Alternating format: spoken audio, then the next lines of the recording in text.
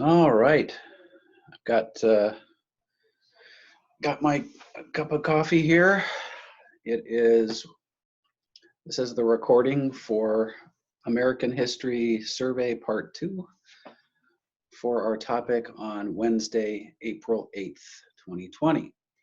And I'm here with my cup of coffee and my cat Misty over here to my left, sleeping in a patch of sunlight, looking out over our backyard. So she does a lot of sleeping these days. She's almost 19 years old, so an old lady cat. So here's just an update for our schedule purposes.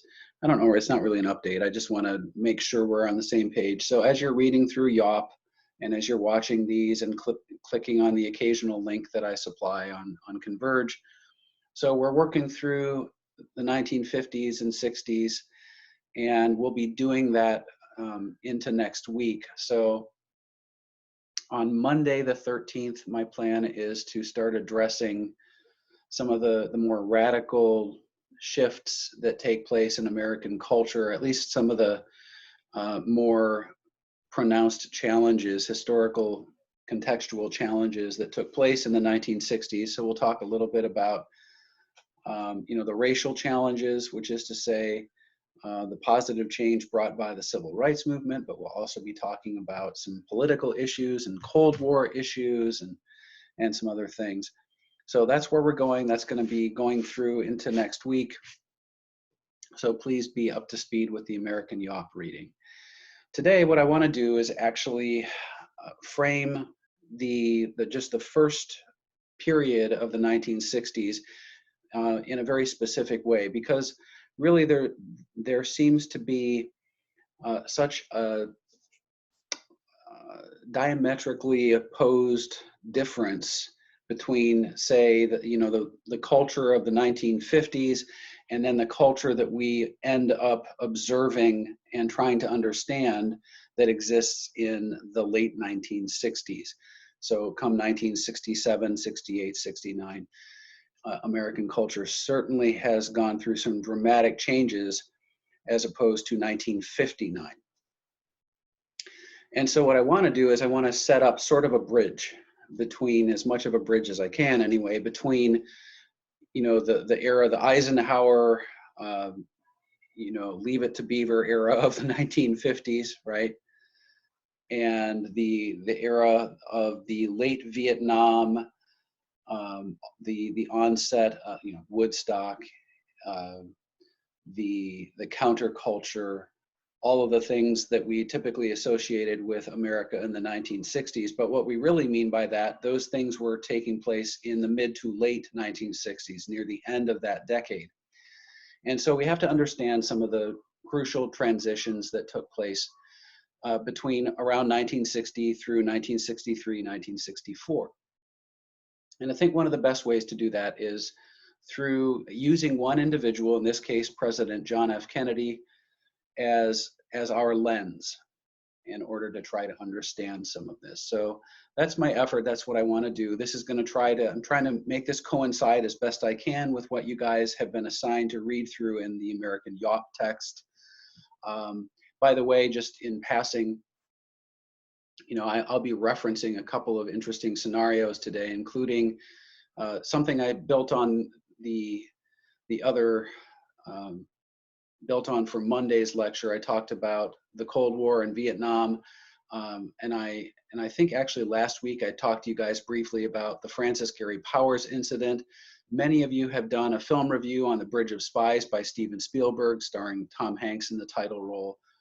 Phenomenally well done movie, and it frames some of these Cold War issues very, very well. And that particular issue is important for us because it actually is occurring in the 1960s, right? And the imprisonment of Francis Gary Powers, and then Rudolph Abel, and all of the things that are going on with those guys, that's happening in the early 1960s.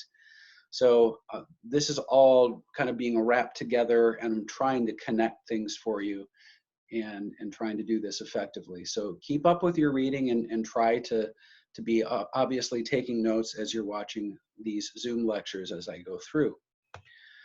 So John Kennedy,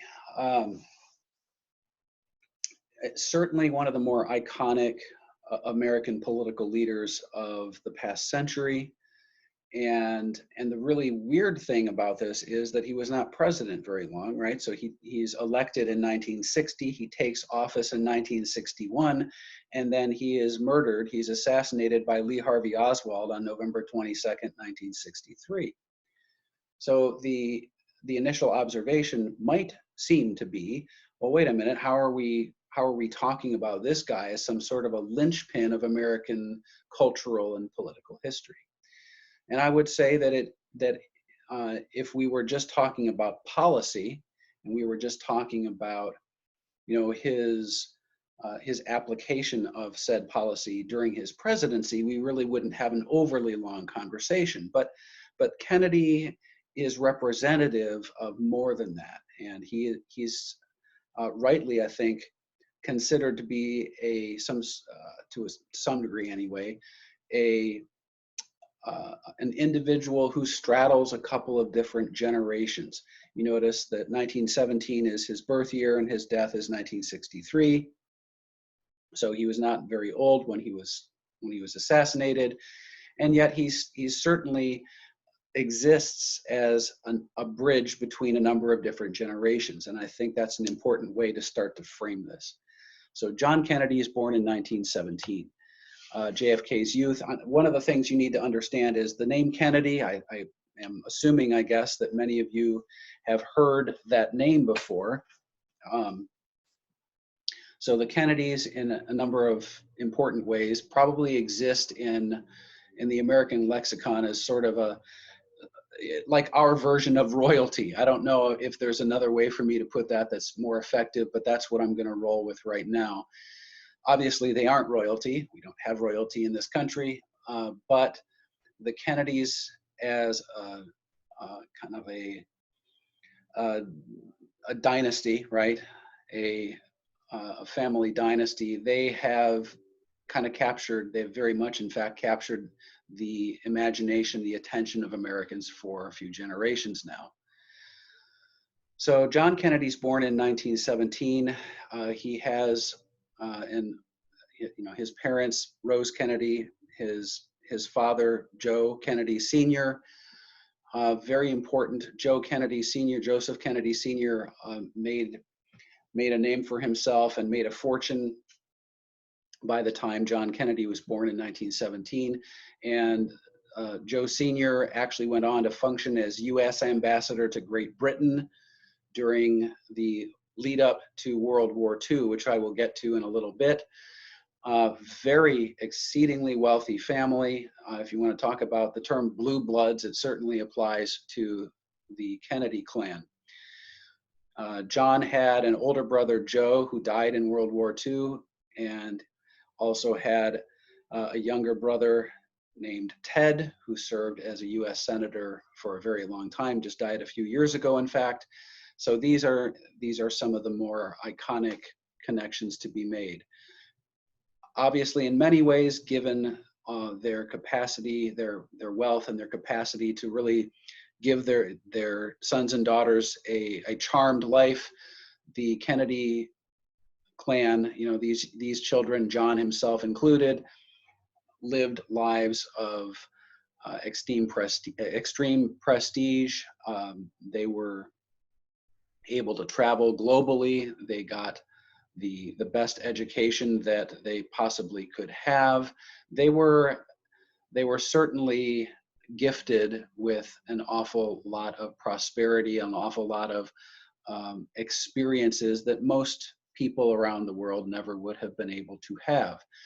But it would also, I want to say, it would be wrong to assume that John and Joe Jr. and the younger boy, Ted, it would be wrong, Edward actually is his name, but everybody called him Ted. It would be wrong actually to assume that the Kennedy boys and girls, that they were just allowed to live live lives that were completely devoted to hedonism or, whatever pastime they desired.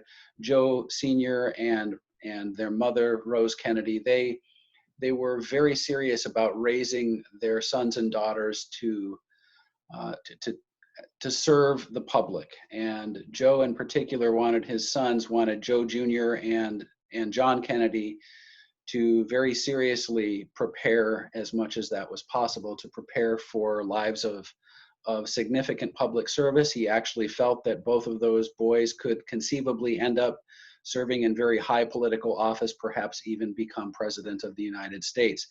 And that's something to be aware of, even though we'll kind of trace John Kennedy's rise here, and you'll see that there were challenges along the way.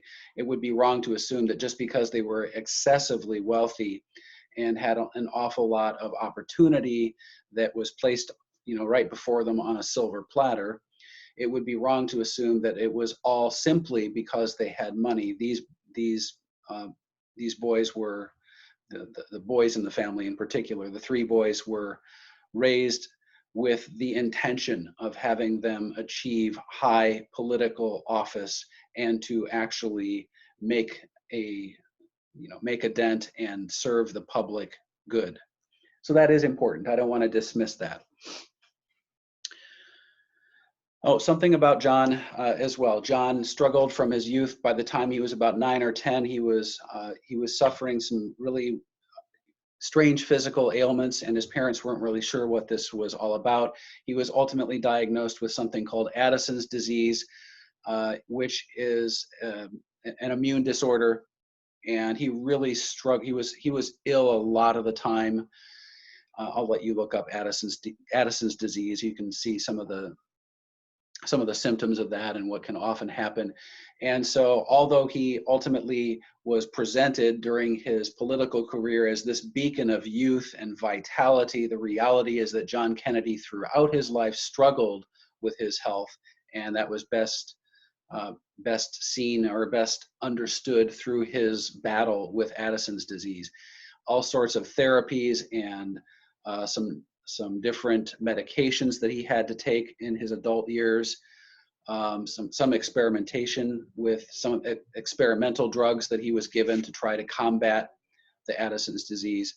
And for some years in his youth, he was actually, it was feared he wasn't going to make it through because the Addison's disease, nearly wrecked him for a while in his youth. So just something to be aware of. I think it's an important component. So he went to Harvard Yad from 1936 to 1940. Not a big surprise, actually. So, Daddy pulled some strings. John was not a poor student, to be honest with you, prior to Harvard, but he had a tendency, as you probably would expect, because of his access to money and privilege, he had a tendency to entertain himself with all sorts of girlfriends and trips to, expensive places like Martha's Vineyard and some trips overseas, and a lot of drinking, a lot of smoking, a lot of, fraternizing. So he spent a lot of his free time doing too much of that junk and not probably preparing as well as he could have for university. Nonetheless, he did take his exams and he did actually score reasonably well, and pretty shockingly, given how much time he'd been out and carousing and not preparing. So I want you to understand that the youthful John Kennedy certainly wasn't overly studious, and yet he was actually very bright and ultimately began to learn how to apply himself during his years at Harvard. So you see that those years are from 36 to 40. He was still suffering from his Addison's disease, but one of the things I do admire about the story of John Kennedy is that he didn't allow that to limit him, and he still found ways to partake in some shockingly demanding physical activities, including playing on Harvard's football team, or at least he was on the football team. I don't know that we could say he was anything remotely associated with a star player, but he was on the team anyway. And And yet, what we really see with John Kennedy is by the time he was a junior at Harvard, he'd really begun to come into his own intellectually and academically. And he began to take these exercises far more seriously, kind of outgrowing some of the indiscretions of his youth a little bit. He still certainly partied a lot, that's true. And Kennedy would continue to be a carouser for the remainder of his life, much to his own detriment and to the detriment of his family, his marriage, and things along those lines. But from a mental maturity standpoint, he really did come into his own and showed a lot of promise and, in fact, brilliance. In 1938, by the way, his father was serving, as I said a few minutes ago, his father was serving as the U.S. ambassador to Great Britain. And this is important because there is a policy that we've talked about previously that Joe Kennedy Sr., John Kennedy's father, that Joe Kennedy was part of, that features heavily. So if you recall back to our World War II lectures and discussions in class prior to this whole COVID-19 craziness, I talked to you guys about the appeasement policy brought to the forefront by Neville Chamberlain, the Prime Minister of Great Britain, whereby the idea was to let Herr Hitler have access to geographic features in Europe that the appeasement policy guys like Chamberlain felt were reasonable, and that by giving Hitler a little bit more room to maneuver, that the larger picture was that Europe and the United States would somehow avoid another cataclysm like the Great War. Appeasement policy, as we know, in the years following, rightfully so, came under an awful lot of scrutiny. You should know that Joe Kennedy was a huge proponent of appeasement. And he and Chamberlain knew each other and talked thoroughly and spent long hours, in fact, talking to each other about the merits of appeasement policy, with especially appeasement regarding the Nazi movement in Europe at the time. I mention this because it's important to make this interesting notation. So this is another way, this is one of the ways I want to signify that John Kennedy is interestingly crossing paths with a number of different generations, and his understanding of his father's generation, his older sibling, his older brothers, his own generation, and even his younger brother's generation. There's a lot that John Kennedy is able to lock in on and understand. And in this particular case, he was very dismayed by his own father's position regarding achievement, or regarding appeasement, I should say.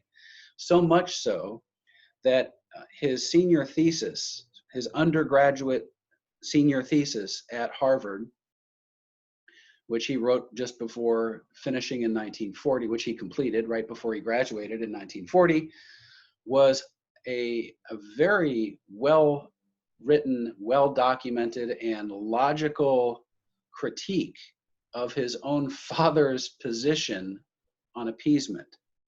And what makes this even more interesting is John Kennedy went on to have this famously published, and it was put out into the public as this pretty dramatic critique of his own father's political position. Fascinating, actually, because this was, I don't know if it was unheard of, but it was certainly not all that common to have something like that happen. So you have the son of one of the most famous American blue bloods alive at that time, who certainly Joe Kennedy Sr. got a lot of press. Joe Kennedy was not some obscure person. A lot of Americans knew who he was. And here's his own son, a 22-year-old finishing at Harvard, who is publicly denouncing his own father's official position on European policy. Really interesting feature. What it says is that John Kennedy was not It should signal something to you if you're listening to this carefully. What that means, of course, is that John Kennedy was not going to allow his family's wealth and prestige to determine entirely the course of action for his own life. He understood what thinking for himself actually meant, and he was prepared to stand by what he believed. Very important, very critical, in fact. And Kennedy was very much, the young John Kennedy was very much more in line with the thoughts and wishes of Winston Churchill and FDR than he was with his own father in 1938, 39, and 40. So he graduates from Harvard in 1940, and obviously this is all, everything is kind of culminating and coming together very swiftly. The United States is technically a neutral country until, of course, December of 1941, when Pearl Harbor is attacked, and then the United States mobilizes for war. To be honest with you, JFK should have been nullified from even the possibility of going to join the war effort in combat because of his Addison's disease. But we know that his father intervened with the medical requirements, and shockingly, John Kennedy was given his commission into the United States Navy, and he fought in the Pacific Theater during World War II. And he was actually the commander of a patrol boat, PT-109 to be exact. Now, much has been made of his experience, his combat experience in World War II. Sometimes it's been like downgraded, and people have pretended like Kennedy wasn't really part of the war and he was just over there, you know, messing around and having a good time. But that's actually not at all true. I think those are from critics of Kennedy who just can't stand maybe the Kennedy family, their wealth, their prestige, and just wanted to target John Kennedy as this useless waste of space. But that's not really what happened. Now, unfortunately for Kennedy, one of the most notorious incidents of his combat in World War II takes place in the second year, if memory serves, the start of his second year posted overseas in the Pacific. He and his crew, this actually did happen more than you would like to think. He and his crew were drifting in the PT-1. The PT boats, the patrol boats, by the way, were extremely quick. And one of the things that they did with their delivery system was to send, they could mine areas of the ocean. They also had torpedoes. They had a number of different weapons that they could utilize, but their main purpose was to perform reconnaissance missions and to locate enemy fleets and then report back to command structures.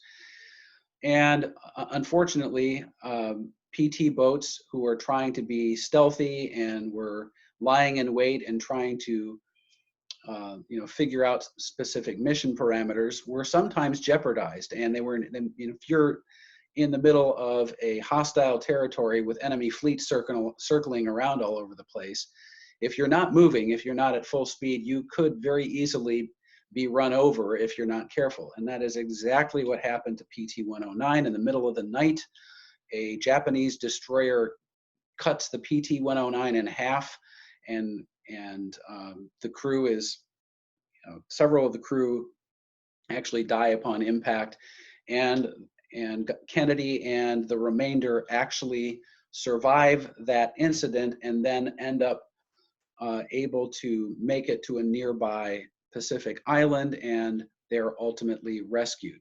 I'm not going to go into the whole sequence of all that.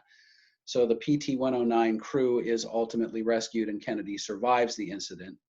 He goes on to write about that in a book called Profiles in Courage, where he talks about his men primarily and all that they did to survive that particular ordeal. So this is John Kennedy in war. So he's overcome his Addison's disease. He's gone to Harvard. He's now been a war veteran. His older brother, as I said, Joe, dies in the war. Joe Jr. was a pilot, and he is shot down and killed during World War II. So the Kennedys are actually serving in combat. All of this prepares Kennedy. He's in a sense, although I don't think he fully realized it, he has been very fortunate to, of course, survive the war, but he has put himself in a very fortuitous spot as far as a burgeoning political career. And his father knows it. So Joe Sr. recognizes, with Joe Jr. gone, that his next son, John, is the best possible, second choice, right? The best possible individual to assume the mantle of responsibility for the Kennedy clan as far as any future political careers are concerned. So Joe Sr. begins very much to needle his young son, who's now in his mid to late 20s, begin to push him toward a career in politics, beginning in Massachusetts, and that does happen. So Kennedy marries Jacqueline Bouvier. Jackie Kennedy, of course, is what we know her by. Really fascinating and actually very accomplished woman. Spoke several languages, very, very cultured. Just obviously, if you can look at the photos here, very beautiful lady. And all of this just kind of seems to come together perfectly for John Kennedy. And he begins as a representative, a state representative, ends up ultimately moving on into the U.S. House of Representatives. And then ultimately, by the late 1950s, John Kennedy has been serving briefly as a U.S. Senator. So here's where we have to kind of come together and make some points about Kennedy and American politics, both domestic and foreign, and start to see where this is all moving. So John Kennedy, obviously from this prestigious family, has had these experiences that propelled him into the political limelight, and he's made a name for himself. Now, the reality is, there will always be those who claim that John Kennedy didn't accomplish a whole lot as a junior representative and a junior senator. Well, I would argue very few junior representatives and junior senators typically accomplish all that much, because after all, they're new to the business and they're still learning the ins and outs of the American political system. But I will say this, John Kennedy is a quick learner. He actually is a voracious reader, and he learns well. He learns on the fly. He learns by doing, and by 1956, the previous presidential campaign year, so this 1956, Dwight Eisenhower wins re-election, and actually Kennedy begins to, I think, suspect that he could very well be in line for a possible presidential run. Here's the election that we have to talk about, though, and that is the 1960 election between John Kennedy and, of course, Richard Nixon. So Richard Nixon had been serving as Dwight Eisenhower's vice president for years. Nixon was very experienced. Nixon made his career, at least part of his career, on the anti-communist stance. He's actually loosely associated with some of the McCarthyism that we've already talked about. And he's going up against this challenger, this young challenger. The United States had reached this crossover point with the Cold War and with American domestic society, with domestic politics, domestic culture. There were a lot of issues that Americans were beginning to agitate for. And in domestic politics, this of course included race relations, and after the Montgomery bus boycott, after the arrival of Martin Luther King Jr., a lot of these issues were getting much more notoriety, much more attention. And the Eisenhower administration took at least a little bit of a black eye, because they just had not, Eisenhower had not made it a priority of his domestic political protocols in the preceding years. The other thing is this, that there's no doubt, so however however much we want to talk about Richard Nixon's political acumen, his capacity, he was an experienced politician. He was pretty capable. But the other thing about Richard Nixon, of course, is that he was thoroughly unlikable. And many Americans just didn't connect with him. He was not a magnetic human being, capable though he may have been. And a lot of people were, as we've seen with political elections in recent years, a lot of people were interested in some shifts, some change. And here comes a very young US Senator, John Kennedy, in the 1960 election year. And the things that began to do it for Kennedy, I think, more than anything else, were his capacity for magnetism, for charm. And Kennedy, kind of strangely, this is kind of a side point, Kennedy not only looked youthful, he also looked vibrant and healthy by comparison to the rather pale and drab Richard Nixon at times. Richard Nixon with those famous jowls on his face, right? And then you've got this symbol of vigor and youth in John Kennedy, who always looked like he'd been on a vacation to Bermuda or something, with this tanned face and all the rest. It's kind of funny because that darkened skin was actually not necessarily, actually avoided too much sunlight with the Addison's disease. Some of the treatments that he took for the Addison's disease and the disease itself actually darkened the skin. So Kennedy's youthfulness and vitality and tanned appearance actually was the result of the Addison's disease, not because he was out, always getting suntans and whatever, in tropical locations or anything. Nonetheless, the appearance is important here. And I want to warn us against dismissing Kennedy's political success prior to this and his success in the 1960 election.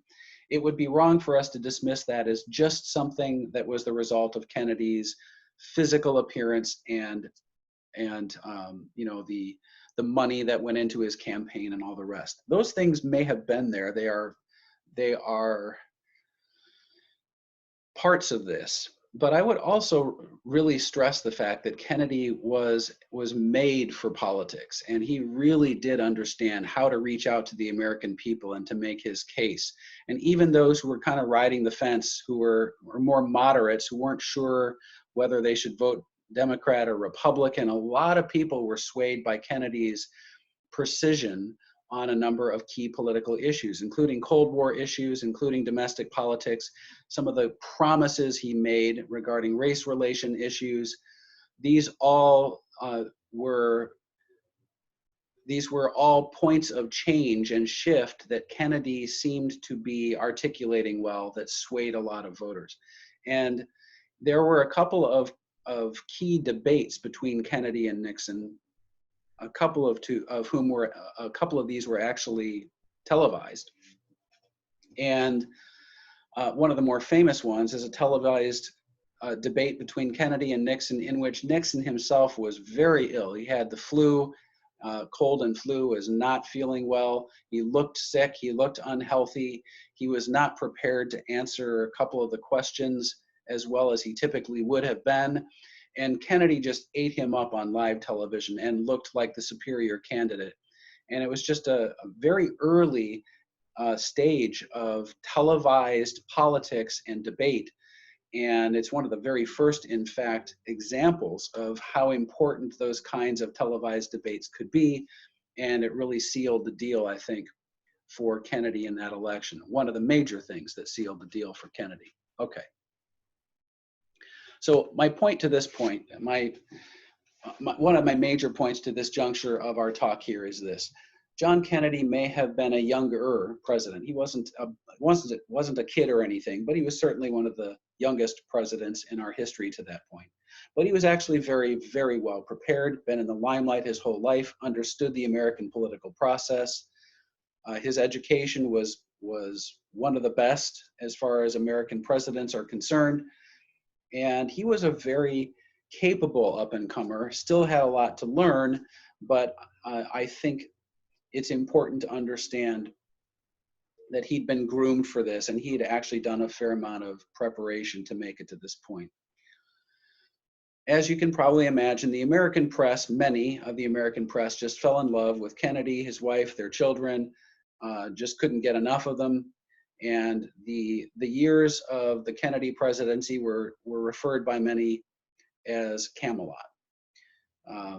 This idealistic moment in time where this new president, this new youthful, vigorous president, his young family are in the White House.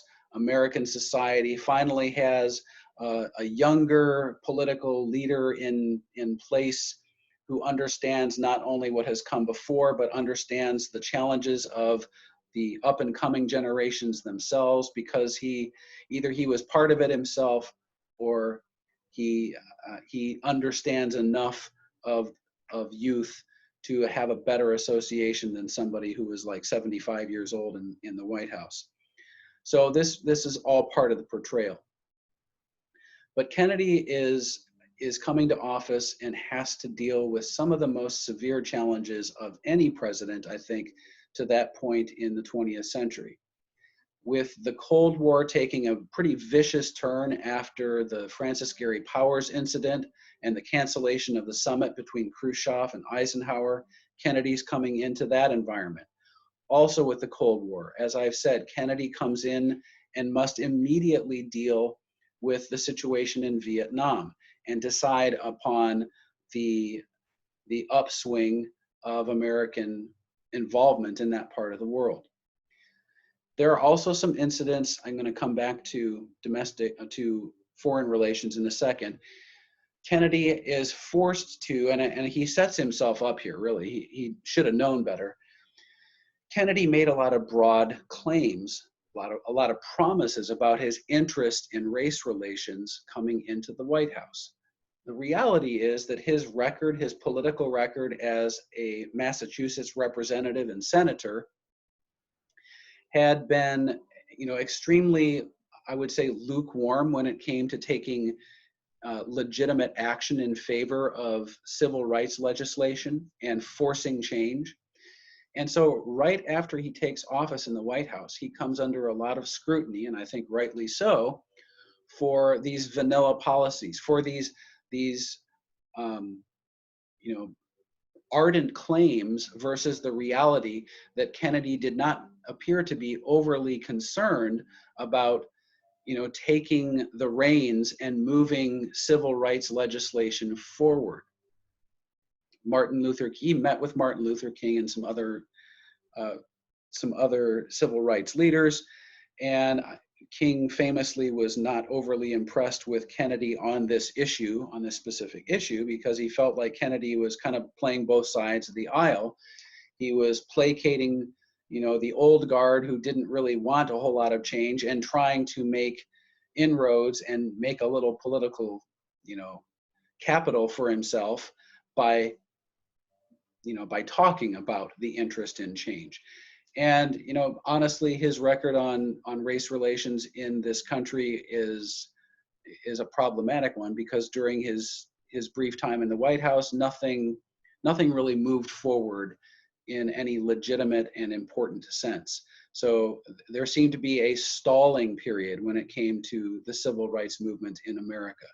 So Kennedy probably gets a C- on that issue as far as I'm concerned. Kennedy, so I'm going to connect both foreign policy and domestic policy here. Kennedy felt that one critical way to encourage education, some minor shifts in education, was to talk about the importance of the space race. And what I mean by changes in education is this, and it's under John Kennedy and a little bit under Eisenhower too, that there is a refocus on, the subjects that we might expect to be at the priority or at the apex of the list here: mathematics, science, right? That these deserved kind of a renaissance of sorts, an academic renaissance, because of their importance. And JFK made an awful lot of speeches about the space race, the necessity that the United States actually devote itself and prioritize and fund all sorts of different industries and all sorts of different policies and procedures oriented around the space race and the competition with the Cold War and everything else. It's Kennedy who made the promise that the United States wanted to put a man on the moon before the end of that particular decade, which a lot of people thought was crazy, by the way. And it's kind of interesting, though, that the Apollo 11 moon landing took place in July of 1969, coming right in under the wire before the decade was done. And Kennedy does deserve a lot of credit for pushing the U.S. space programs forward. So something I did want to mention in passing. There, we've got the Apollo 11 moon mission, which we just celebrated the 50th anniversary of this last summer. So yes, very important. Kennedy is actually attached to the later success of the various NASA programs. Foreign relations. So two incidents that really are important. Kennedy inherits one of these in particular, the one that he takes the most abuse for, I think, and you know, I certainly recognize that Kennedy should have known better on a couple of decisions here, but nonetheless, the situation in Cuba is something that really had been heating up since 1958 and 59. Kennedy comes into a situation where all of his generals are telling him, you know, we can destabilize the new communist regime under Fidel Castro by inserting a bunch of American-trained Cuban rebels to land at a place called the Bay of Pigs and to begin to infiltrate Cuban society and undermine the Castro government. And Kennedy was, he was not sure of this plan, by the way. He was pretty wary of it, but he was told by commanding generals who were holdovers from the Eisenhower administration. Kennedy was promised that the training for this whole mission had been years in the making, and now it was time, and that this would be a legitimate early success for him in the Cold War fight. And so Kennedy gave it the green light, even with his misgivings, and it becomes one of the most embarrassing failures, American foreign policy failures of that decade, maybe even of the early Cold War period more broadly, because all of these American-trained Cuban rebels were rounded up on the beaches. It's the Castro forces were waiting for them, and this becomes known as the Bay of Pigs fiasco, actually. And Kennedy takes a huge black eye in the public because of it. He famously, privately, he was very open about the fact that he was quite certain that he was misled and that this operation was not carried out well. But regardless, politically, he took a huge hit for it. The construction of the Berlin Wall. So this takes place in August of '61. So this is Kennedy's first year in office as president, and the Berlin Wall is being constructed. So for those of you who watched Bridge of Spies, this is all happening in that movie, right? They're showing the construction of the Berlin Wall as these sectors are being divided. And Kennedy is very concerned about this particular move, because regardless of what some claim, Kennedy can legitimately be considered what we would call a cold warrior. He was not in any way a peace dove guy. Kennedy was World War II vet, certainly was not a fan of communism.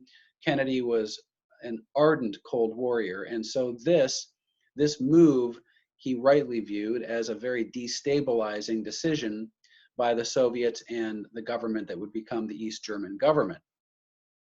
And keep in mind that the Berlin Wall, its construction, was all about, it wasn't about keeping people out, it was about keeping those who were in the eastern sector in. It was about ensuring that they could not leave freely. And this obviously speaks to issues of freedom and independence in a number of different ways. It is one of the significant moments in the Cold War where we see the ratcheting up of tensions between the United States and the Soviet Union and their respective allies. And Kennedy gives a number of speeches about this very thing, where he does talk about the concept of peace, but he's very critical of the Eastern Bloc countries and their decision to run totalitarian governments that oppress their people. And here's the one that I want to bring to your attention that I think is one of the most significant and one of the biggest policy successes, one of the biggest crisis successes in, mid 20th century American history. And it's Kennedy and his brother Robert, John Kennedy and his brother Robert Kennedy, one of his two younger brothers. So Robert, I didn't mention before, but Robert Kennedy and his youngest brother, Ted Kennedy, right? Two guys that end up serving in politics as well as John. So 1962, October, November 1962, there is a destabilizing move that the Soviets make. They decide that they're going to place a number of new nuclear missile batteries, long range, which is to say ICBM missiles, intercontinental ballistic missiles, in Cuba. And this was discovered by US spy planes that were flying over Cuba.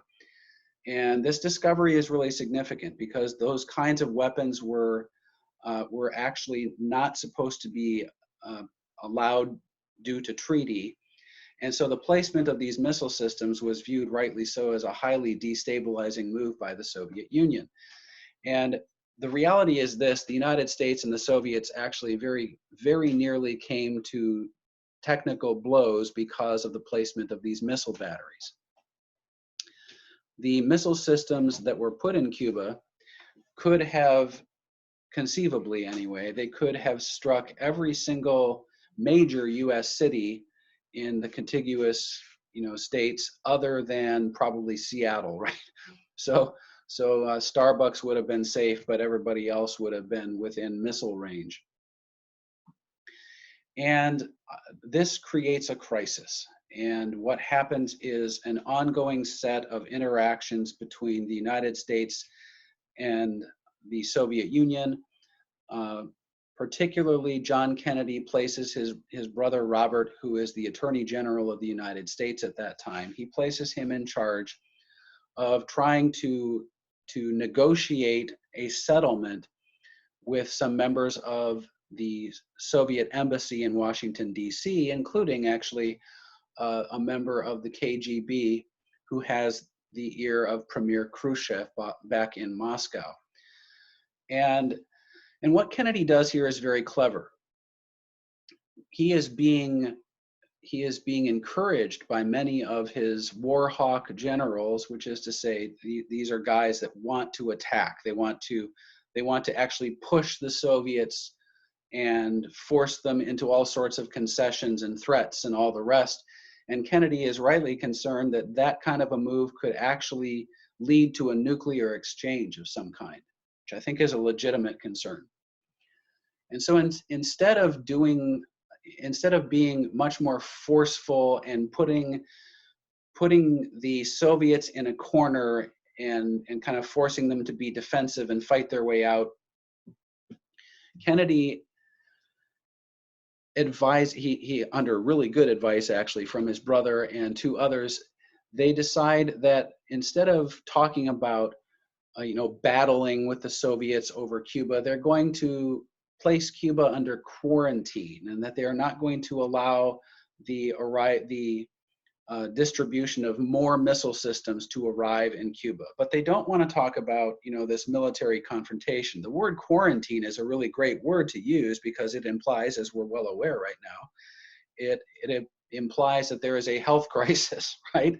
And in a very real sense, there was a global health crisis. A nuclear exchange, global thermonuclear war, obviously is going to cause quite a health crisis to many, many millions of people around the world. So as this quarantine is taking place, both Kennedy brothers are working very hard to try to find a diplomatic resolution. And famously, there is a meeting between Robert Kennedy and a member of the Soviet embassy. in which there is a secret offer made. And the reason is that Kennedy did not want to lose face as the president. He did not want the citizens of his own country to view him as weak on Cold War issues, but he also obviously didn't want to go to war with the Soviets. So they come up with this solution. And Kennedy, the pressing point is this: Robert Kennedy informs the Soviet embassy individual, this KGB guy. He says, look, if the Soviets immediately remove the missiles from Cuba, immediately get them out of town, that will resolve this immediate issue perfectly fine. And what we will agree to do, Robert Kennedy says, is that the United States will agree to remove its missile batteries, which were somewhat outmoded. It would agree to remove missile batteries from Turkey, which is close to the Soviet border and was viewed by the Soviets as an somewhat equal threat, nuclear threat to their own existence over in that part of the world. And so the promise is made that within 6 months, the United States would go ahead and remove those US missile batteries from Turkey. And it is accepted. The communication was solid enough between Robert Kennedy, and this particular man that he knew. And this whole situation dies away. And there is not any sort of a nuclear exchange, obviously. And yet we now know, after all the declassification has occurred, that we came frighteningly close to an actual nuclear exchange between the US and the Soviet Union in the fall of '62. And Kennedy is very cool-headed in this high pressure cooker situation. And he and his staff deserve an awful lot of credit. He, and particularly his brother, Robert Kennedy, they both deserve an awful lot of credit for navigating the United States through this horrible moment in our history. And then lastly, okay, we already dealt with this. So Kennedy is president when Vietnam is being, where all these problems are occurring with Ngo Dinh Diem in Vietnam. Kennedy is the president who's already authorized an increase of American advisory personnel in Vietnam. And then, of course, he's assassinated in November of 1963. So these are things we've already talked about. And what I hope you see is that John Kennedy's life and political career kind of straddle these different eras of American history, and they help us, I think, understand. They give us kind of an inroad to see how someone like Kennedy actually, for a moment in time, may have been the perfect individual to oversee some of these difficult transitions in American society. He did not do well on everything. The most notable failure for me anyway, I think the most notable kind of average grade or failing grade would certainly be on race relations. I think he comes up very wanting in that particular regard. And yet with some other elements of American domestic and foreign policy, the American economy continues to boom forward. And with the Cuban Missile Crisis in particular, and actually with some policies in Vietnam, I think Kennedy actually made a lot of very solid and fair-minded decisions. Kennedy's assassination brings to office his vice president, Lyndon Johnson, which is important for us to understand both for domestic policy and foreign policy. It is Lyndon Johnson, as we will see, who will unveil in the wake of the Kennedy assassination, he will unveil his vision, his domestic vision for America called the Great Society. Part of that involves race relations. We will be talking about that. Johnson oversees the massive increase of American personnel in Southeast Asia, goes from being a counterinsurgency operation to a full-scale military conflict by 1965. And we will see that, whatever Kennedy planned to do in Vietnam doesn't matter after that point, because of course the decisions are being made by a completely new president, and the war in Vietnam proceeds forward at a dangerous pace. All right, guys, that's my talk for today. I think that sets us up actually pretty well for Monday and Wednesday of next week as we work through some of the major cultural decisions, some of the upheaval that really erupts onto the scene in the mid to late 1960s. And so that's where we're going to be going with that. I hope you're doing really well. I miss seeing you guys. This is doable, but not easy and not my preference. And I'm missing my students. I'm missing being around you guys, and I'm certainly praying for you. Please do the same for me and for my family. We could certainly use it, although I think for the most part we're doing pretty well. But these are hard times for all of us, and my prayer is that you find a way, find time to be worshipful and to celebrate Easter in a as hopefully and in surrender to Christ as best you possibly can. It's a beautiful moment of recognition for all of us as believers, and I hope even in these difficult and dark circumstances we can all take the time to do that well. I think that's it. So I'm going to end this recording. Please make sure you keep up with your reading and with watching and taking notes on these Zoom lectures, and I'll be posting the next one prior to Monday's class. Take care.